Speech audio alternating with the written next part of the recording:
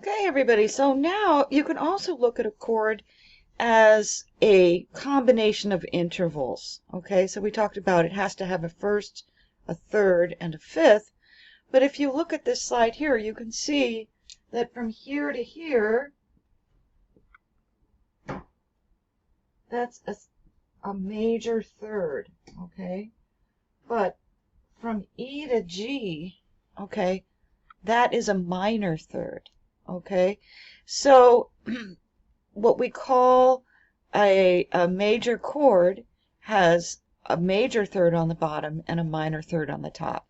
It's hard to hear it, but here's a major chord. Okay, and here is the top. Okay, or down here. Here's the major third. Here's the minor third. Okay, so every major chord has a major third on the bottom, minor third on the top, and it's a perfect fifth from 1 to 5. Okay, so from C to G, that's a perfect fifth. Okay. The other thing that we have to be able to do is then look at a chord and try to figure out, in the book they say, add 2 notes above or below to create a triad in root position. So they say, oh, okay, this is a fifth. Okay, so what you have to do is stack the burgers down, okay? Because this is the root, this is the third, this is the fifth. Or the second one, they give you, I think it's actually in bass clef. They give you, no, it isn't. They give you a third, okay? So then you just have to build the chord, the triad around it, okay? The main thing to remember when you are building triads is that if you're going up or down. Then the other thing that you have to remember too is if they don't tell you what key you're in, there's an added extra step. Okay, so in the exercises, they have this key signature, okay, in bass clef. And then they want you to write a tonic chord, a subdominant, and a dominant chord. So the first thing is figure out what the key is. So there's 2 sharps. That's going to be D major. Okay. Find the lowest D that you can. Okay. And now we're just going to do 5 because we know that's all we need, right?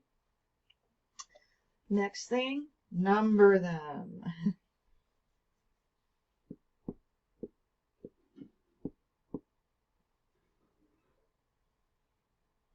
Okay, and what do we do after we number them? We have to erase 2 and 3. And we're going to turn these into Roman numerals. Okay, so this is going to be 1. This G is going to be 4.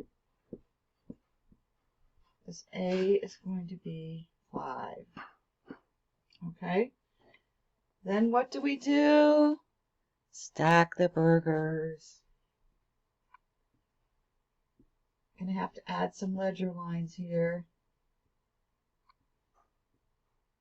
Okay.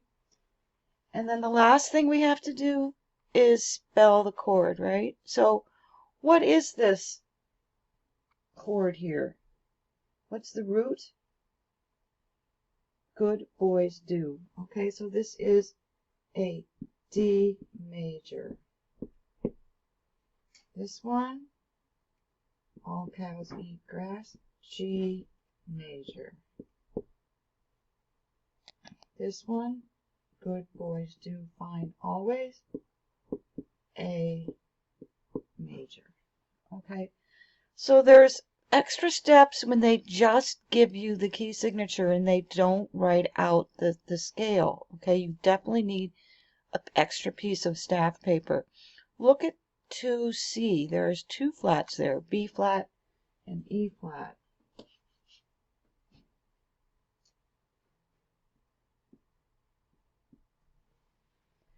Okay, so first we have to say what key signature is that? Okay, 2 flats, that's B flat major. Okay, in order to do this, we have to make a B flat major scale starting with B flat, right?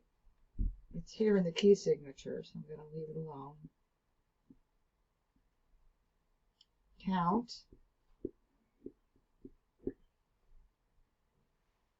Which ones do I get rid of? 2 and 3. Move them over.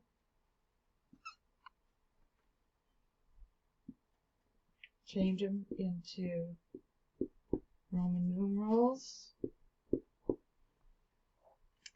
And now I'm going to have to do what?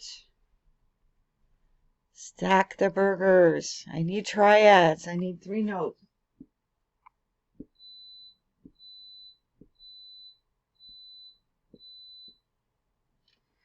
Okay, now I have to spell the chords. Now when you spell these chords, you have to look at the key signature to know what the root is, because this is not a B. This is a B flat. Okay? So this chord